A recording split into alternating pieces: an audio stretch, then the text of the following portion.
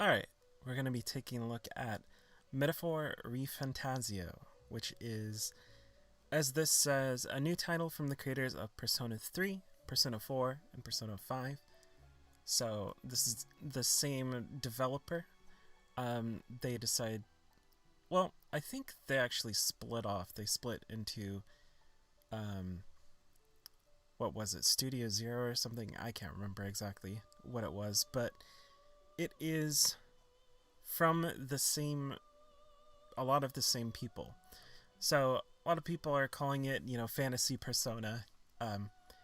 But we'll take a look at it. It's definitely has that core of what you would expect from Persona, but also very clearly different. Like, it is, I'd say you'll get, and you can probably see already that it has that sort of Persona feel, but is also very different. Alright, so starting off with the story, this is a story of how people must find unity to elect a new king. So the story, from what we've seen so far, the old king is dead, he gets assassinated, and now they're choosing a new king. I'm not sure if that king is the protagonist, not the old king, but if the new king is eventually going to be the protagonist. I don't know. Or if they're just helping someone, but you're involved in the election in some way.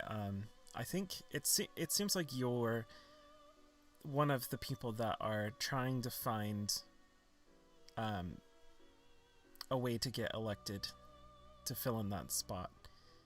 So, a magic known only to the king called the royal magic is invoked and the world becomes embroiled in a royal tournament. So, it's a tournament for the throne. Sounds interesting to me. Interesting premise. During his journey, the protagonist, protagonist, is a new kind of protagonist. So, here you can see some of the characters. This guy with the blue hair is the main protagonist. Together with the fairy Gallica, he embarks on a journey to lift the deadly curse placed on his childhood friend, the Prince of Uchronia. So, it sounds like you're helping this prince become elected, maybe. I'm not sure what happens if I click that. Oh, it just brings this up a bit more. So you can kind of get a look at the protagonist, what his outfit looks like. He has, I think it's called heterochromia. Got Gallica, this fairy kind of character that helps the protagonist. She kind of plays the role that the cat character played in Persona 5, it seems like. Got Stroll, one of the characters that you pick up along the way, and Hulkenberg, knight of the Rosant family, or Rosant tribe. I don't know if that's how you say that, but that's how I'm going to say it.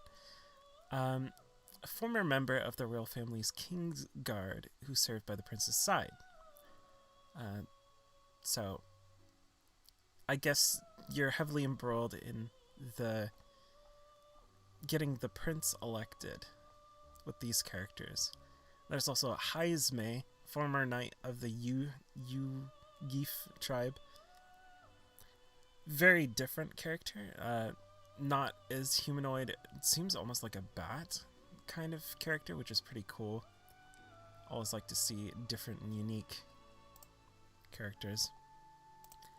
So these are followers. I think they kind of play the same role as confidants, I think they were called in Persona 5, where they're not playable characters necessarily, but they are characters that you'll meet and have friendships with.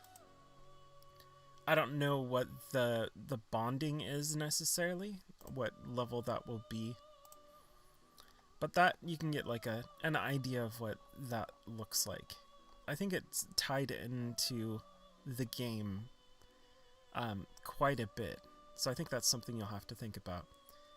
So here we have game mechanics, unique battles that combine action and turn-based commands, party customization offering a high degree of freedom and strategy, evolution of the realistic day-to-day journey, day-by-day journey.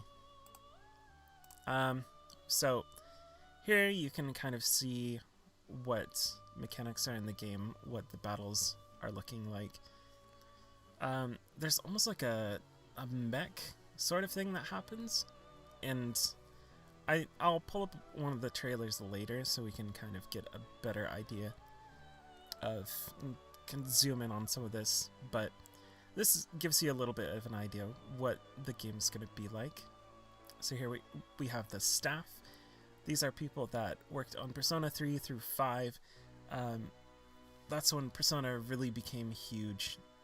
Katsura Hashino also worked on Shin Megami Tensei 3 Nocturne, which is one of the Shin Megami games that people really loved. I didn't really play Shin Megami Tensei. I played 5, and I liked it quite a bit. Then we have Kazuma Koda, concept artist that worked on Nier Automata.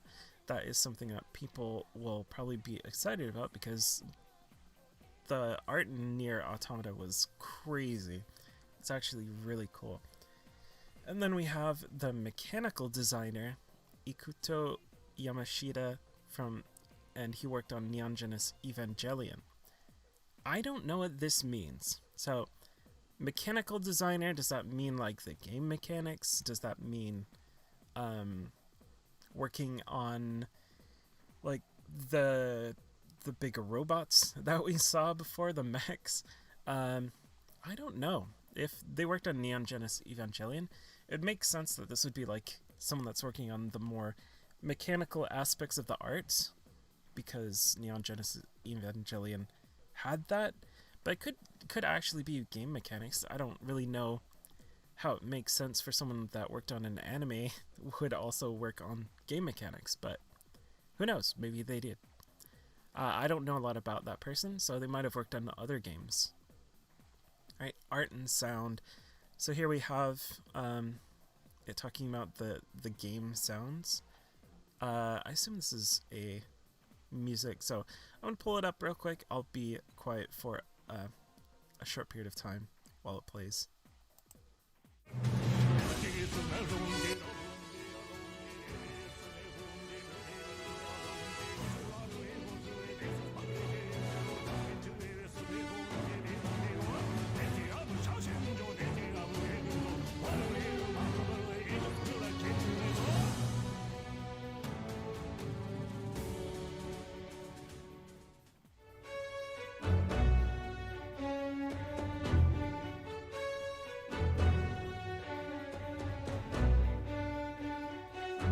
So pretty interesting.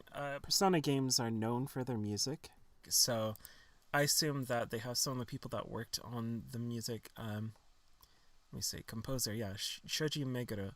So the music's gonna be cool, pretty sure. Here we have some of the concept art. So we have this big kind of moon-looking thing that looks like it came straight out of Majora's Mask. That is a really cool piece of concept art. It seems like it's got kind of this mix of more modern with fantasy. It's not necessarily like a low fantasy setting where it's like castles and small towns and villages and things. It seems like it's more modern, like almost post-apocalyptic looking. So you can get that kind of feel from that flying ship, whatever that is. Then we have this. It looks like this is one of the concept designs for a monster in the game.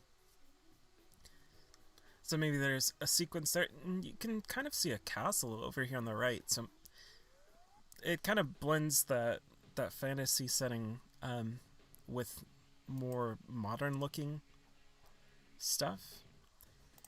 And here you can see the UI. Very Persona. Definitely reminds me of Persona quite a bit. Skill, item, equipment, party, follower. So follower we saw earlier where it was that sort of bond thing.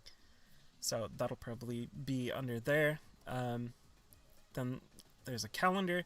So that's very Persona as well, where you're moving through the game. There's a calendar you have to keep track of. I'm not sure what role that'll play either. Maybe you have a certain date that you have to do things by. Don't know. And here you can get an idea of what the combat looks like. It's got that Persona feel again, but it has archetypes. I think those are the mech things that we saw before, and you can get a look at what those might be down here. So Knight, Fighter, and Seeker, different kinds of mechs. That looks to be what your characters will have. And it seems like you can change into those at any time.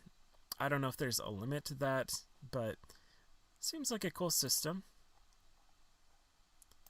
And this is just the art. So, looks cool. I think the big thing I'm getting from this is that it's just gonna look amazing, and I'm pretty excited about it. So let's go ahead and go back, I think, to the top. It had the trailer, so I'll pull up the trailer, turn off the volume for this, and we'll go through it a little bit. Take a look at some of the more notable things. So here's the combat. You can kind of get an idea of what that's like. So here, there seems to be not open world, just action combat on the maps. So Persona didn't have that at all. I think games like Kuro no Kiseki or Trails Through Daybreak have this sort of action combat that you then go into turn-based combat. It seems like they're kind of adopting that. So you can see here, there's the action combat, and then you can press Y to start turn-based combat. So I guess you can kind of wear down your enemy before you start turn-based. I'm not sure if you can completely kill the enemy before you even get into turn-based combat. But yeah, that is definitely action combat. So, and here's the different skills. I'm trying to stop it at exactly the right time.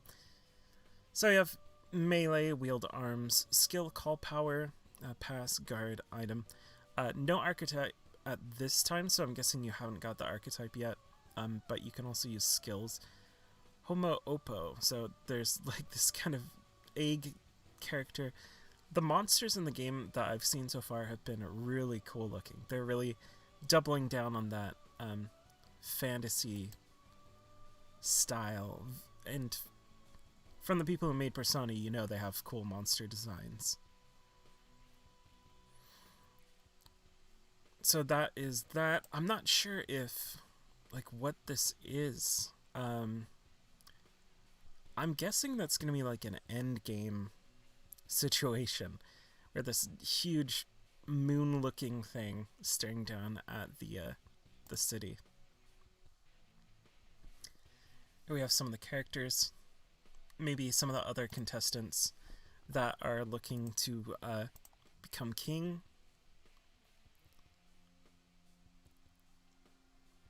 You can see right there.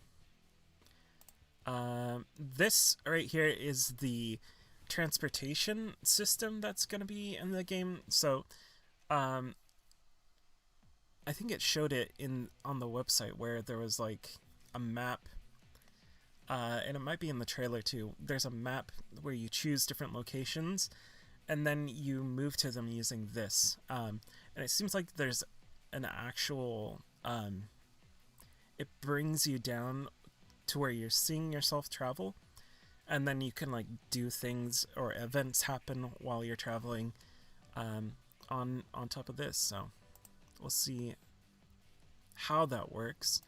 And then there's also this. So I have this, it almost looks like a skateboard, right? A floating skateboard. And I personally think that if they have that sort of thing, that means that the maps are actually going to be decently big, right? Because if they're giving you different ways to travel other than just walking around, it would make sense that the maps are big enough to need that. And you kind of saw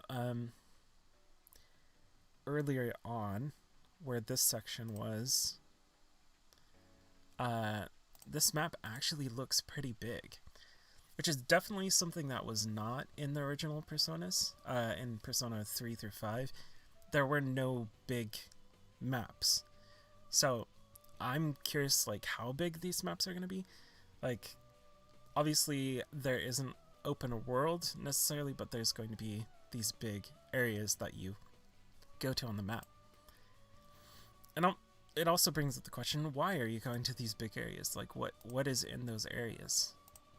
Let's see if I can get back to where I was before. I'll just let it play out. Yeah, so here's the traveling. The traveling. So you see you're kind of on the back of this thing as it moves, and whenever you travel, it seems like it's going to bring you into this. And I don't know if you wait the whole time, if there's like a skip. See down here, if I can... How would I do that? Let me see if I can slow it down. Turn playback speed to like as low as possible.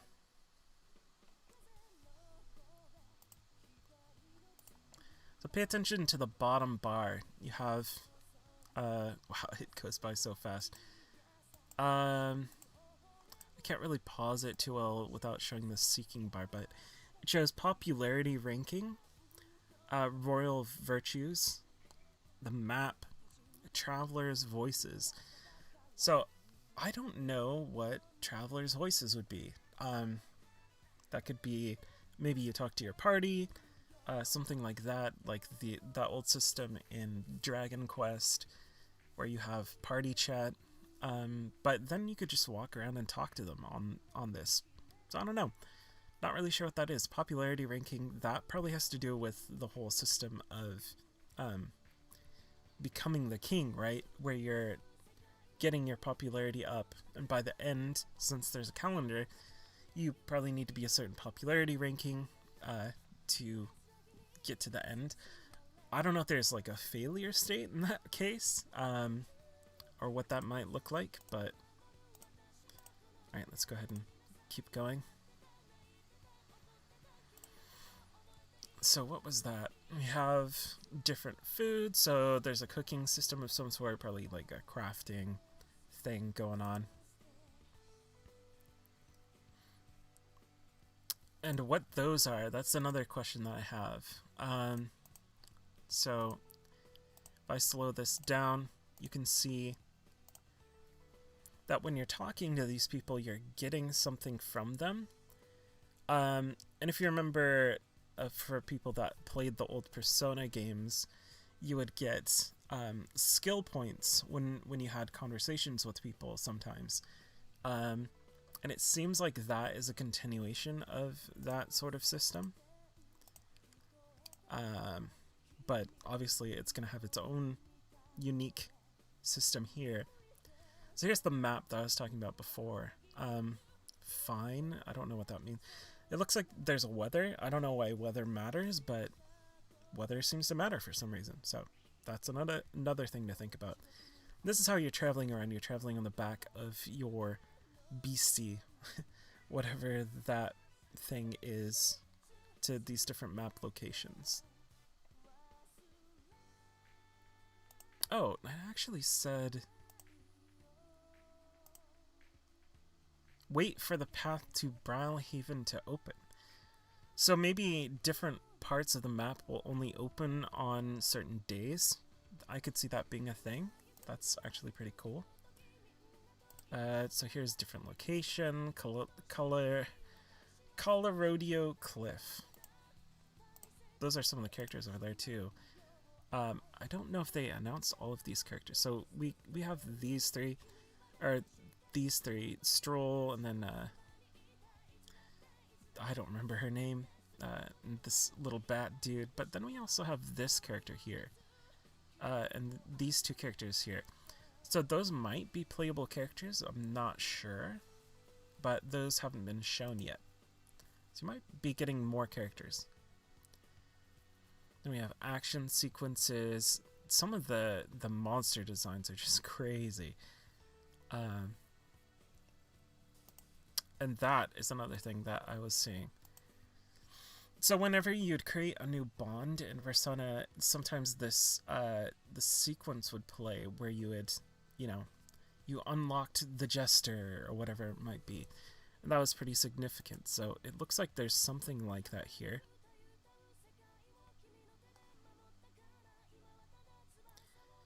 And there we go, Metaphor ReFantazio.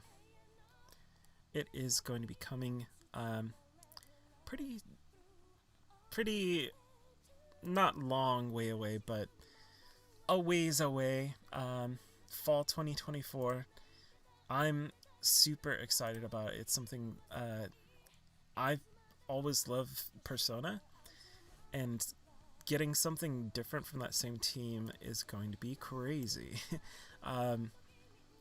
It's just so cool to see them doing something different and really seeming to put everything into it as well. This is not like a little undertaking. This is an entire new project. It looks like a huge RPG, and it could be even better than Persona. Possibly. I guess we'll see. But yeah, that is all I have to really show. Metaphor ReFantazio, it's coming out fall 2024. As long as it doesn't get pushed back. Hopefully that doesn't happen. It's coming for Windows, PS5, PS4. It's going to be on Steam. Xbox Series X. Not on Switch. Obviously, it's a bit too graphically intensive, I think, for the Switch. But yeah, all of those different systems. So it's going to be coming out to a lot of different people. Look forward to it. I know I will.